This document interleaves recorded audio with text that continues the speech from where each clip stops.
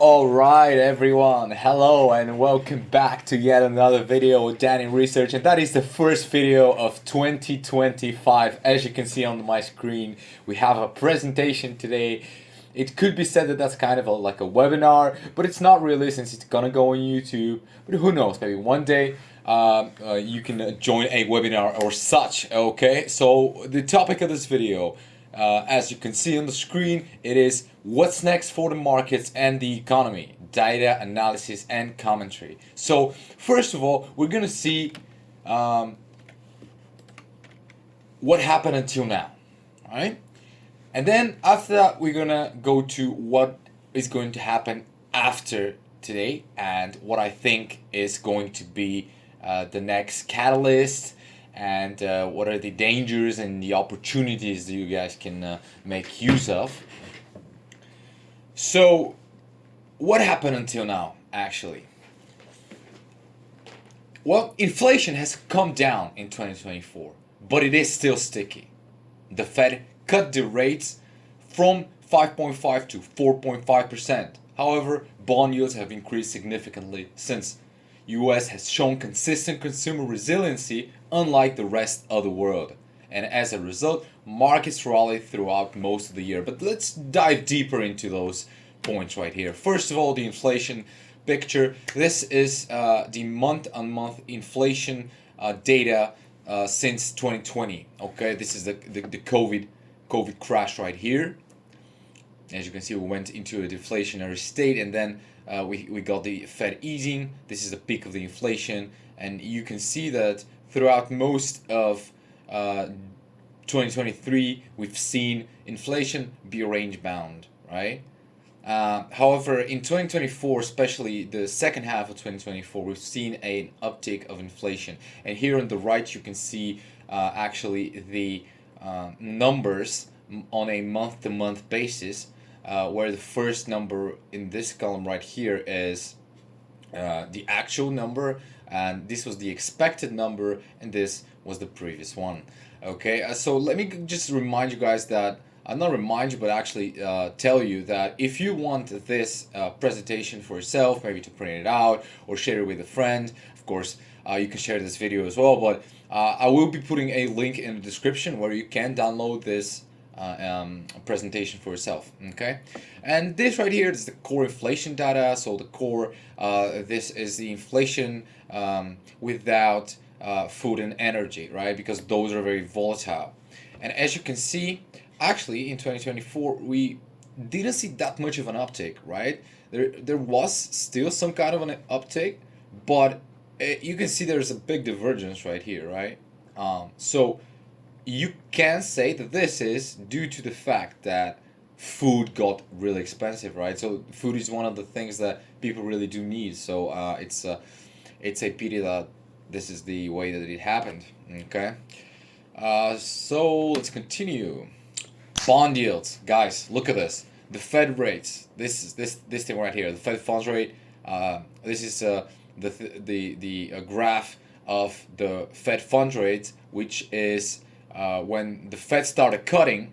This is how it looks like, right? They cut here, they cut here, and they cut here. And this on the left, this is the 10-year yield that's traded on the markets, right? So this is the actual traded yield that mortgages are priced in, and the government has to pay its debt in this yield right here, right? So as you can see, the discrepancy is huge, right? Even though they started cutting rates in August, right? Actually, oh, it's in October, but anyways, the graph starts from there, right? You would think that the yields have to go down when they start cutting rates, but it's actually quite the opposite, right? It's actually quite the opposite right here, and this is very, very worrying. And our guy Jerome Powell, who is not happy about that, he's not happy. Like, this is undermining what they're trying to do. They're trying to ease financial conditions and avoid a recessionary environment, so to speak. And what happens? The market says, no, no, no, no, we're not doing that, right? So the markets actually priced in higher interest rates. So this is weird, and there's two reasons for this, right? So first of all, it's the inflation reason, right? So this is a 10-year yield, so people are worried that inflation is spiking up. So they're like, wait a minute, why are you guys cutting rates when inflation's going up, right? And I've been saying that many, many times, and the things I'm gonna say throughout this video, I have said in the previous videos of mine. Maybe not so much about the forecast that I'm gonna say at the end of this video, so stick around. But these things I have discussed before, but let's go over them again. Okay? So, essentially, the market is saying, no, no, no, you don't have to cut, right? And that's what I've been saying. Like, cutting rates when inflation is going up, that's not a great look, right? And so the market's pricing that in right here. And the second thing is the US debt. So, if investors are worried about the US debt, then they're gonna demand higher yields to hold treasuries. Make sense? And this is very bad because actually, when the rates go up, the payments that the US government has to do, the interest payments that they have to do on their debt, they're going up, right? So the deficit is gonna get bigger the more the yields go up. All right, let's go to the next slide. This is US exceptionalism, right, as it's called. So this on the left is the USA manufacturing PMI since January 21, right after the COVID crash here. And this is the European. So on the US, no, actually, first, let me tell you something. If the PMI is above the 50 level line, this is expansionary territory, right? And if it's below the 50 line, this is non-expansionary, declining economy. This is the PMI, the Purchasing Managers Index, right? This is a very, very good indicator to look at, right? And as you can see, throughout 2024, the average has been above 50. Like, the US has been above 50 in its PMI readings. Whereas the European PMIs, and this is the composite PMI of Europe, so it's composed of all European countries, right? It has been below 50, like deeply below 50, since the middle of 23, right? So it's really, really, like, I've been saying this for many, many months. You guys know it, but you can see that there's a big discrepancy between those two. And if you look at the unemployment rate, while the unemployment rate is going up, it is still low in historic terms, right? So even though it's going up, it's still historically low, which is good, right? We've seen this in 2024, a slow uptake, but nothing too major, right? Now let's talk about the FX impact. Like, first, euro dollar. Look at this, guys. Euro dollar has been slaughtered for the past few months. And why is that? Well, I just explained to you guys. It is right here. So, Europe is in a recessionary environment. So, they are cutting rates, right? And US is cutting rates as well, right? But the difference is that since Europe is in a recessionary environment, first, all the traders, the investors, the banks, they don't want to hold euros. Big money doesn't want to hold euros because the Europe zone is in a recessionary environment, and it is expected that the yields are gonna go even lower, right? And when we have a recessionary environment, this is good for inflation because this actually makes people want to spend less, right? This is less inflationary. So this is good in the terms of inflation, but it's not good in terms of the value of the euro. Okay, and so you can see this is pretty obvious that it's the euro's been slaughtered. And actually, just look first here on the right hand side. This is DXY dollar, which is the index of the dollar against all other currencies, and you have to keep in mind that 50% of this index is the euro, but still you can see that we've had a big run to the upside. So the fact is, US is the strongest economy right now in the world. I can say that statement pretty confidently. Okay, so people want to hold dollars because of it, right? It might seem counterintuitive, but actually when you have a threat of more inflation and yields are going up. Because of the threat of the inflation, the dollar is going to go up, right? Because it essentially provides more yield for your dollars. So you have an incentive to hold your dollars to get yield. Which brings me to my next point. So if you look on the left hand side right here, USD JPY, the Japanese economy has been in this slaughterhouse for many years, and now when the rest of the world started rising their rates, right, especially the US, we're comparing the yen against the dollar here, right? So the Japanese have had the lowest interest rates possible for the longest amount of time, right? So now when the dollar has been so strong, the discrepancy between those two has become even larger, right? So the yen has been slaughtered. Sorry for using this word so much today, but it's just what it is, guys. You don't see that too often. Like that's not like you can see the euro how it moved here, right? Range bound, sweeps liquidity, goes down, right? But this year it's pretty amazing, right?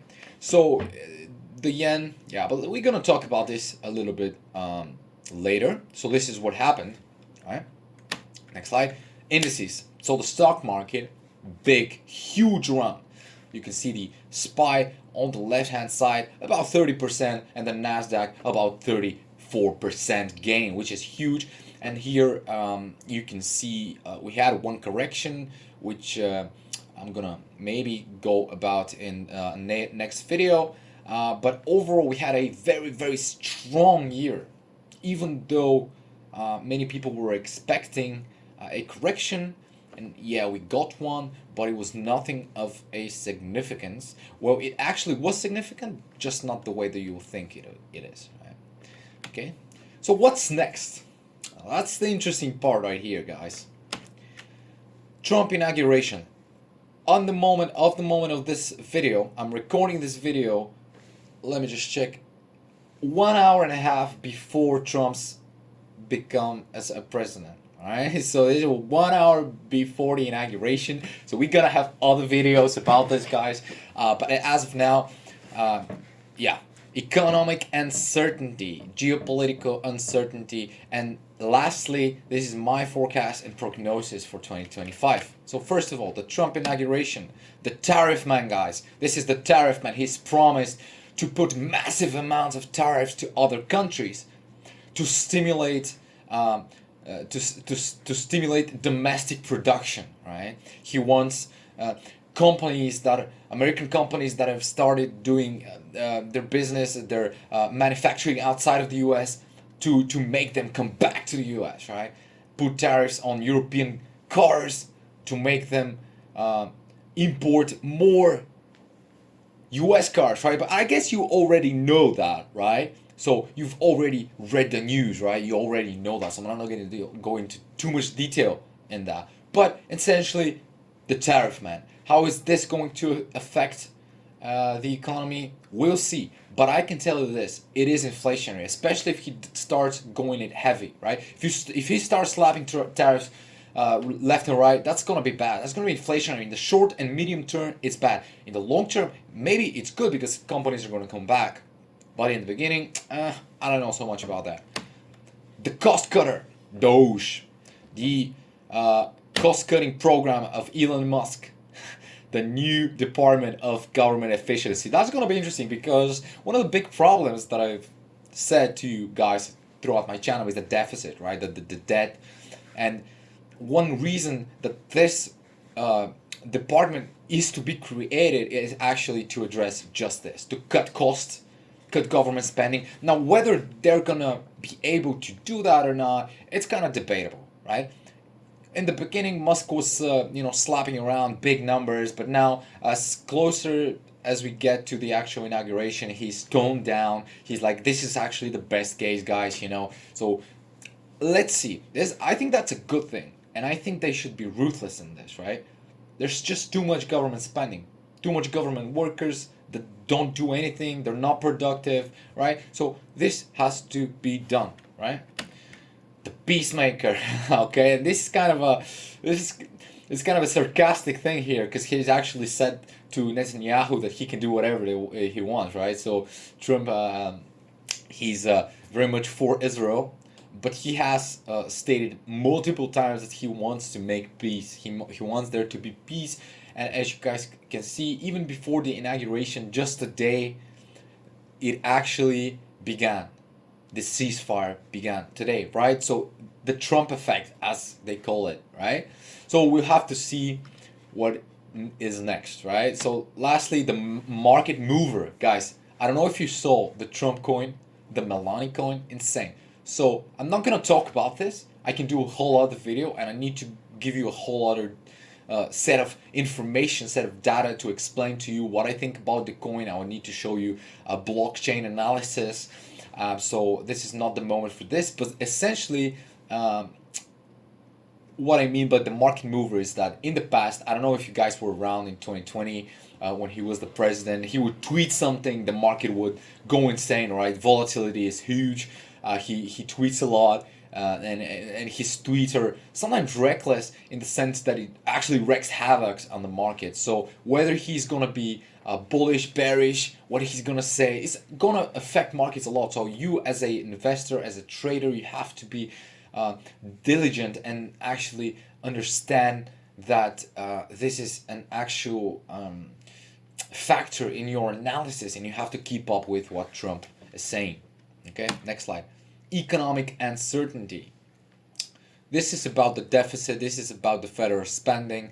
So I have a bunch of data about this, but I have not put everything in here. Just the small snippets, since this video is already like 20 minutes long.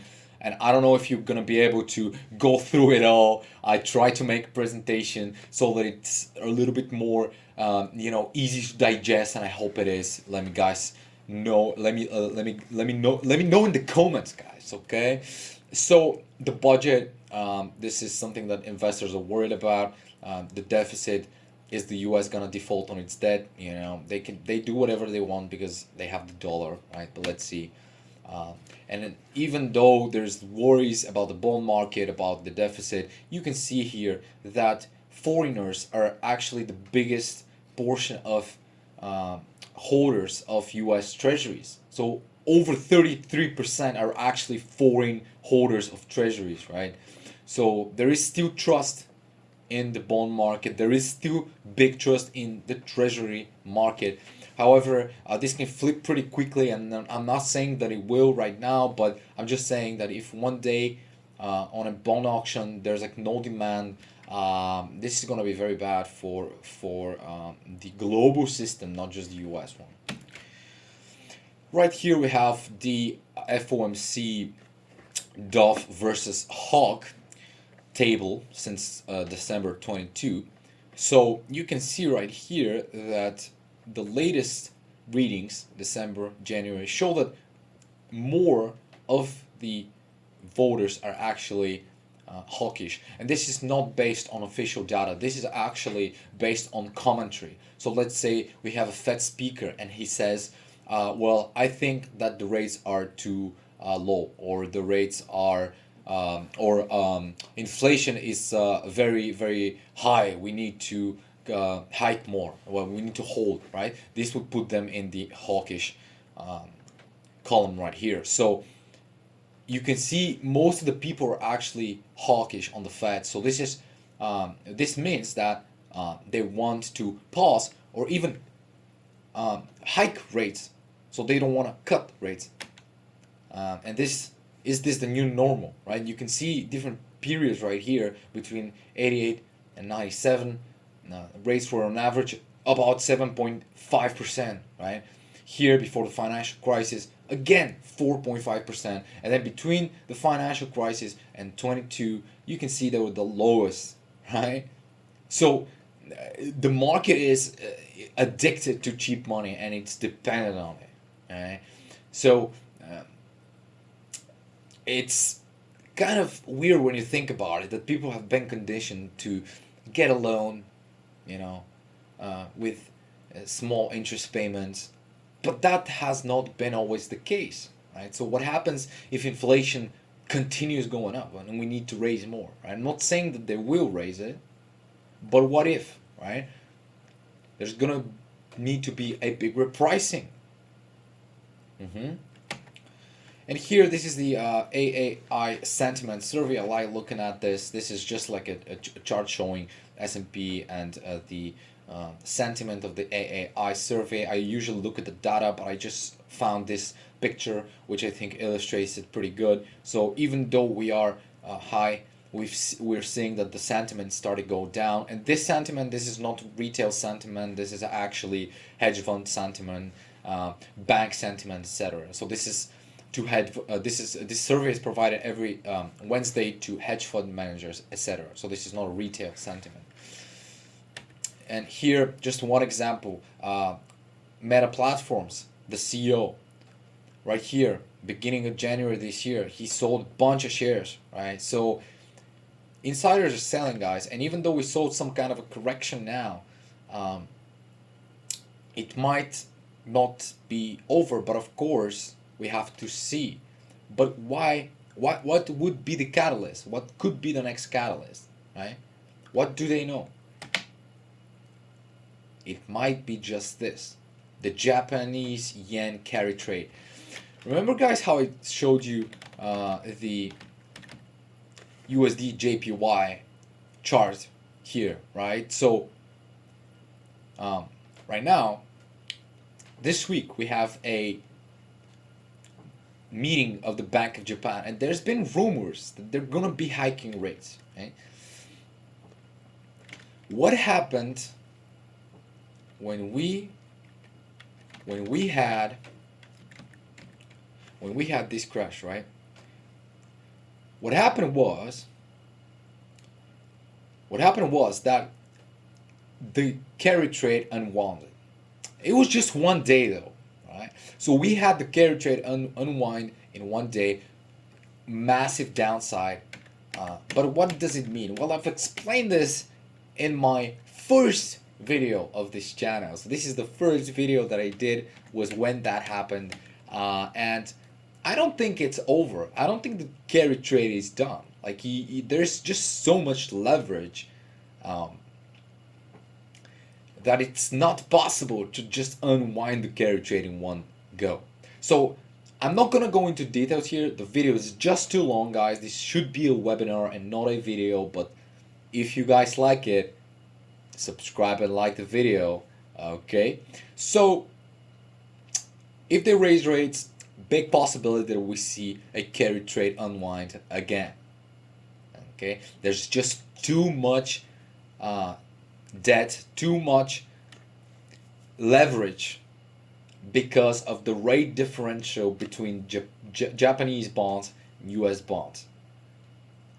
Banks, hedge fund managers borrowing in Japanese currency to put in the US markets, you know, the carry trade, right?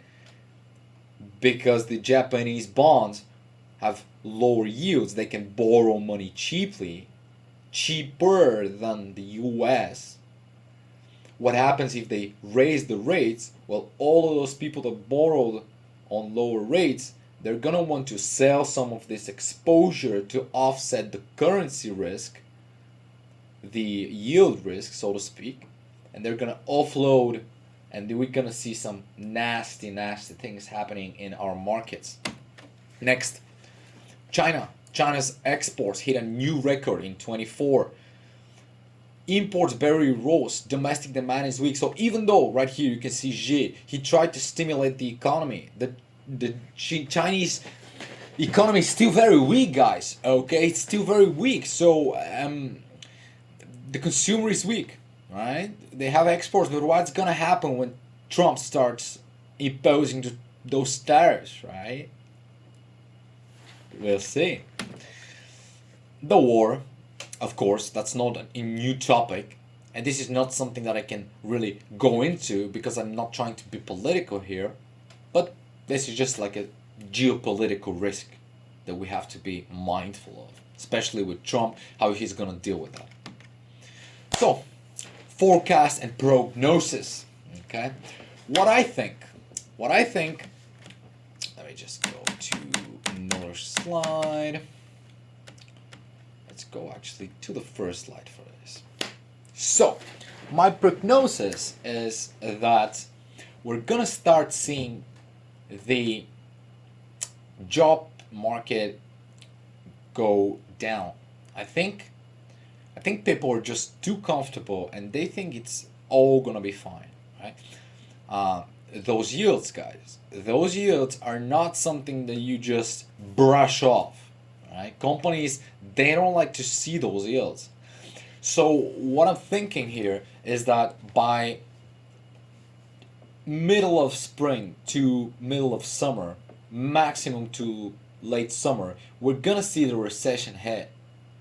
We're gonna see the recession hit, and at this time, when that happens, we're gonna see a spike in unemployment. And one thing to note of is that unemployment, I showed you right here, that we have a historically low unemployment, is that when unemployment spikes, this is already too late. We're already in the recession, right? So that's why we are looking into those other metrics to be able to predict or forecast what could be next in the economy. So anyways, back on topic, if the recession hits, let's say in the summer, all right, we're gonna see a crash in the market, and then the Fed will have to intervene. And all that speculation here, but always when the Fed intervenes like that, we're seeing a market rally. So when we see this crash, when we see this recession hitting headlines, right? It's when you buy, right? It's when you buy. It's when you actually buy, because they're gonna start easing. Now, what happens after that? Maybe we see a run, maybe see a big run, because we're gonna be in a easing cycle again. And now, from the looks of it, we're not gonna be seeing a big easing cycle. If we discount for Trump, I don't know. But if we say, okay, let's just focus on the Fed, on the data, without Trump said he's not gonna intervene. He's not gonna interfere with Powell's job. But let's see. So if they don't want to cut rates, or they're signaling, and they shouldn't cut rates, right? If inflation's going up, a recession could be caused. And once it is, then they're going to start cutting. Now, whether they cut before that, maybe they do, maybe they don't. I don't think they're going to cut on the next meeting, right? But overall, it also depends on Trump. What Trump does, what his policies do, because all those tariffs, if he spaces them out in time, this could have a less of an impact. However, if he starts, going round and round, as already told you, we could have the recession quicker than late summer. Okay, because it's going to be inflationary too, guys. And if this I'm not saying it's going to happen because of Trump, but it's not going to help, because if we see inflation going up, unemployment going up, this is stagflationary. This is the worst thing of them all, right? I think it's going to take until 27, 28 to recover, at least, right? Because it's stagflationary, guys. If we can't get a hold of inflation now, then what could happen if we have a recession, if they start easing again, right? So we're going to have a low growth and high inflation. This is the worst of them all, guys. I'm not going to lie, because people are not going to have jobs. People are losing their jobs, right? And everything's going to be getting more expensive quicker. So, let me guys know if you have any questions in the comments. This has been a very long video, but I just wanted to make this one to kick off 2025. And let me know if you want me to go in depth in some of those concepts. For example, if you don't understand the carry trade, let me know. I'm going to do a video about it. If you don't understand how bond yields work, let me know. I'm going to do a video about it. And don't forget, if you want this presentation, there's going to be a link in the description so you can click on it and receive your presentation. All right? Thank you guys for watching.